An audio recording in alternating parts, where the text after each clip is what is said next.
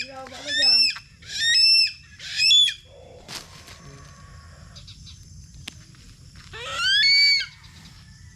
Asang puno yan. Opo. O sige, dalhin mo na yan. Ando na mga kasinag, adihan lang sa itaas ang puno ng kahoy. Mapakan mo, mapakan mo. Gutom na, nangangagat na.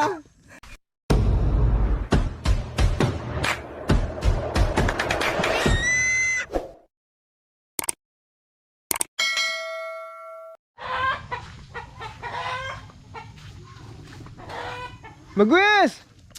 Huwag mo habulin yan!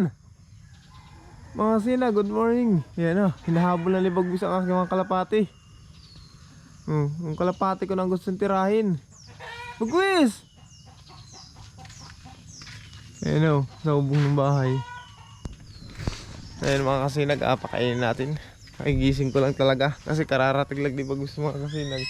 Bagwis! Bagwis! May daga kasi dito mga kasinag, binagay ni Kuya Barok. Ito na muna ipakain ko. Bagwis!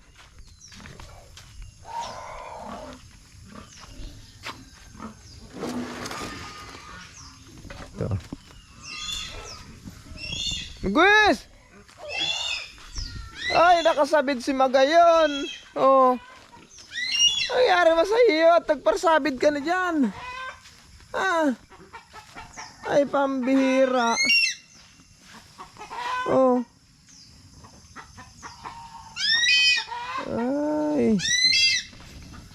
Parsabid na yung aking alagang kalabaw. Ayan mga kasinag. Pakainin mo natin si Magayon. Ay, si Bagwis. Bagwis. Okay, pwedeng alpasan dito. Matubig kasi ang palayan mga kasinag oh. Napaka matubig. Lunurin ko muna mga kasinag itong daga na ito. Dito sa may tubig. Bagwis!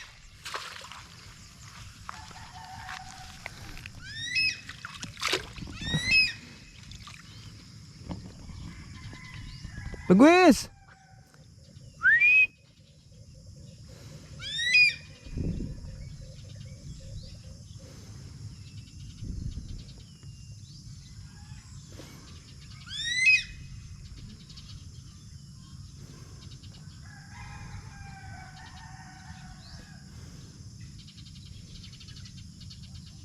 Bagwis!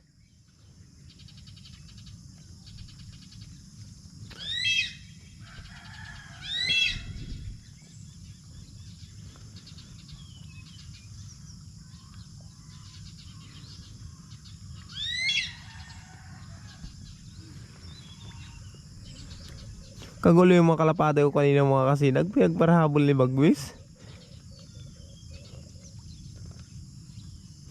Hindi maintindihan kung sa susuot mo kalapate.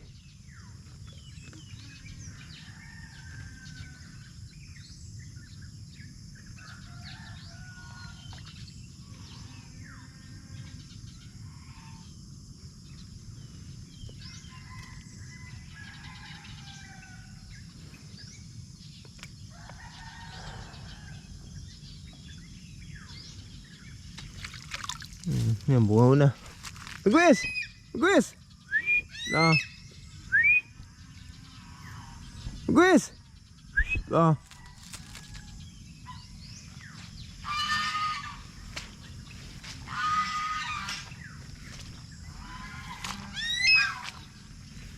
Apa? Halika na. Bagwis! Bagwis! Bagwis.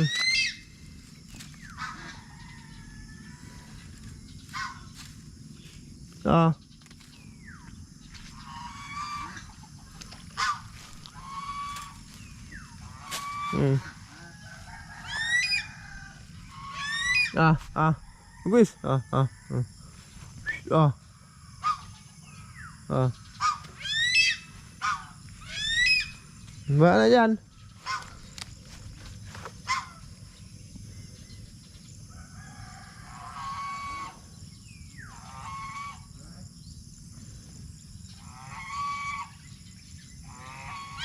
Sige na, baba na.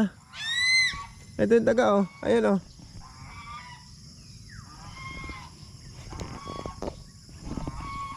Wis! Ito mo daw ilagay yun. Nagis na natin yun. Ah.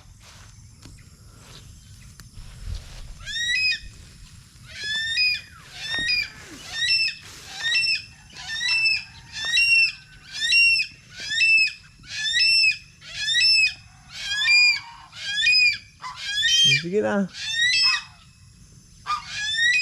Awa mo ng kalabaw ko. Nagparasabid na. Badin ko muna ang tali nito.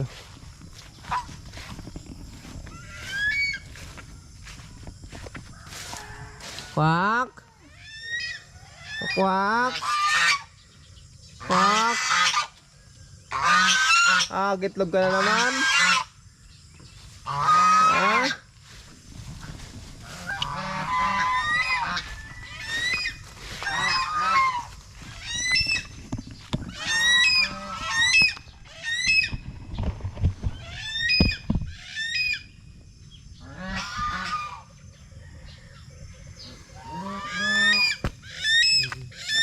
Ginakainin mo na yan oh. Ginagawa mo dyan.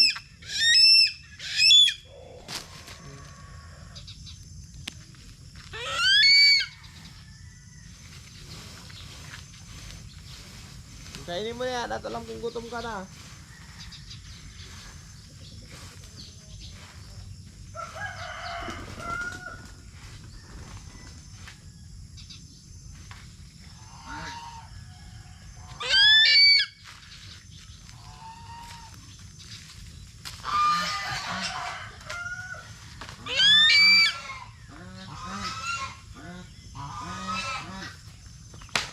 Sandali kasi.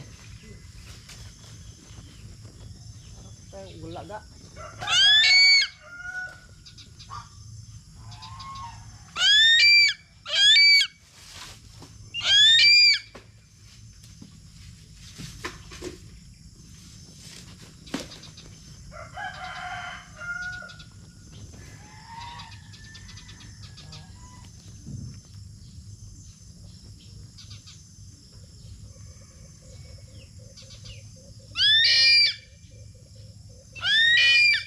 Ano po?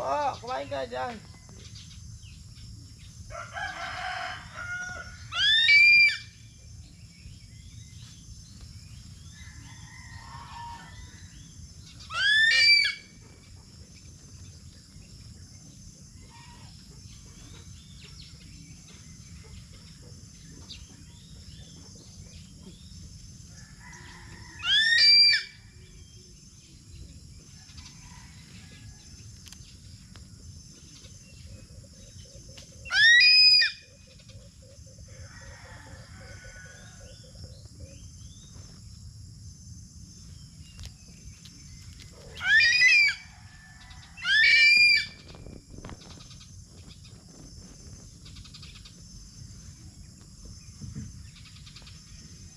Sige, dalhin mo sa itaas ang puno yan. Opo. O sige, dalhin mo na yan. Ando na mga kasinag, adihan lang sa itaas ang puno ng kahoy. Mapakan mo.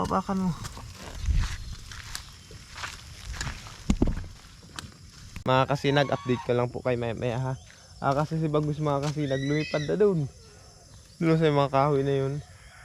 Dinala na doon yung daga. Update ko lang kay mamaya para hindi natin siya maistorbo. Tignan natin siya mamaya kung busog na. Kasi magayon naman ito. Busugin ko naman ito. Nagparasabid kasi dyan oh. Haligi nung ginawang ring na yan.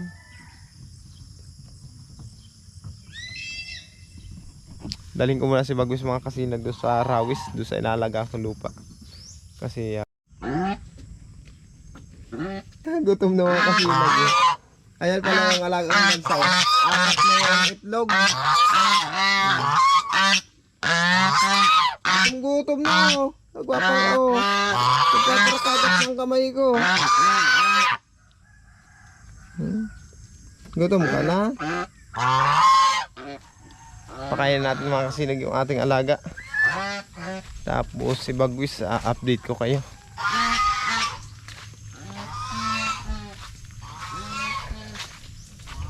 Sabi yung mga kalapati ko. Yan lang yung kalapating nandito. Iisa lang yun nandito. Nasaan daw yung tatlo? Hindi daw pumunta. Palibas at hinabol ni Bagwis kanina mga kasinag yung mga kalapati ko. Yung natira lang sa kulungan. Yung isa. Yung tatlo hindi ko makita. Mula saan?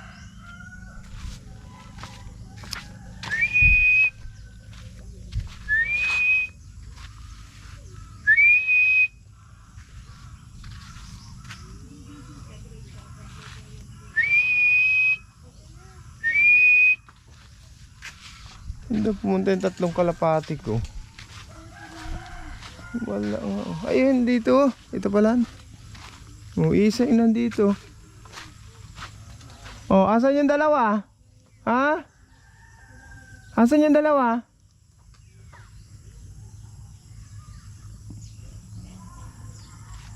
Saan daw pumunta yung dalawa?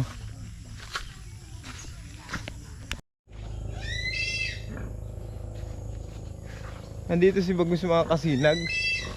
Dito inilipat yung daga na dala niya kanina. Ayan oh. Ewan ko kung busog na ito. Ayaw, busog ka na? Bagwis!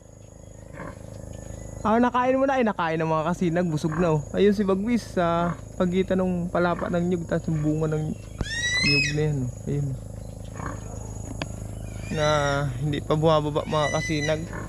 Doon niya kasi kinain sa itaas ng niyog. Pagdating ko dito, kagaling ko lang doon mga kasinag sa paglipat kay Magayon. Tapos sa alaga kong kambing.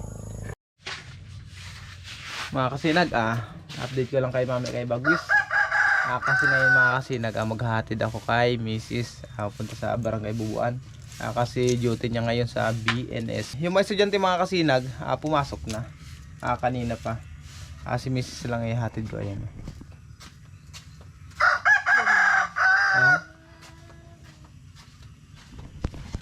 Nakita niya yung maganda kong asawa. Ako lang ang pangit. Ihatid ko na siya mga kasinag. Update ko lang kay mami ang mga kasinag pagdating ni Bagwis. Pagbalik ko, tignan natin si Bagwis kung buwaba na. Tapos busog na. Palis na sana kayo mga kasinag. Si Bagwis umuwi dito sa bahay. Ayan o. Ay, busog ka na baga. Tingnan mo. Butog-butog na yung niya mga kasinag. Yung dibdib niya. Busog-busog na. Kaya pala nagliparan yung mga kalapati. Huwag mo tirahin ang kalapati ko. Huwag mong kainin. Ikaw talaga. Sabagay hindi niya madali yan. Ay itong isa. Ito oh. Itong isa na ito. Pinuto lang ko kasi ng pakpakin mga kasinag. Kasi galing sa Manila yan eh. Dinala lang sa akin dito. Kaya hindi pa nakakalipad ng maayos yan. Bago pa lang kaya yan dito. Asan daw yung isa pa. Dalawa lang yung lumipad eh. Baka tumago yung isa. Huwag mong kainin na. Ay. Huwag mong kainin.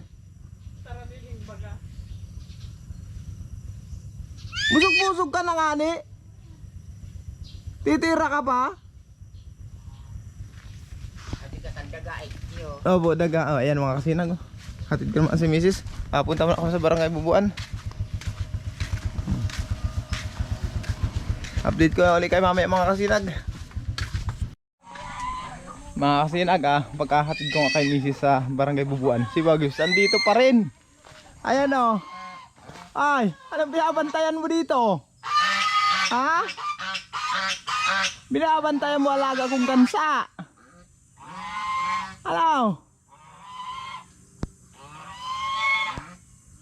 Magwis! Ay, yung gansa mga kasinag oh.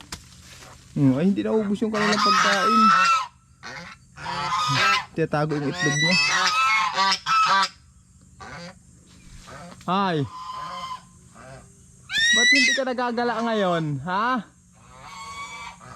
Natatakot sa iyo yung gansa at kalapate?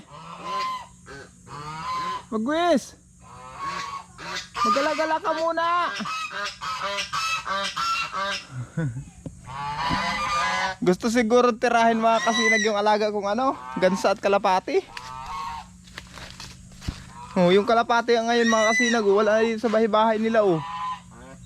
Hindi ko na alam kung saan pumunta. Tumago na siguro. Wala na. Iwan na muna natin yan dyan mga kasinag. Agawan ang may ginagawa kasi ako mga kasinag. Inaayos ko kasi itong bahay. Ayan mga kasinag oh. Burtas-butas na oh. Ano kasi mga kasinag, bulok na yung dingding niya. Ito ba yung pinapagawa kong bahay. Na-stop yan. Diyan na muna yan. Kasi wala pa tayong pampatrabaho uli eh. Kaya mag-iipon muna ako ng papagawa niyan mga kasinag. O ngayon ito naman pinapanday ko. Tingnan nyo. Bulok na kasi yung makahoy mga kasinag oh. Pati yung mga haligi pinalitan ko na rin. Ayan. Diba? Sira-sira na. Update ko na uli kay mamaya mga kasinag. Pandayin ko muna ito. At magtatanghali na. Dapat matapos ko ito ngayon. Mamaya mga kasinag, magpasundo naman si Mrs.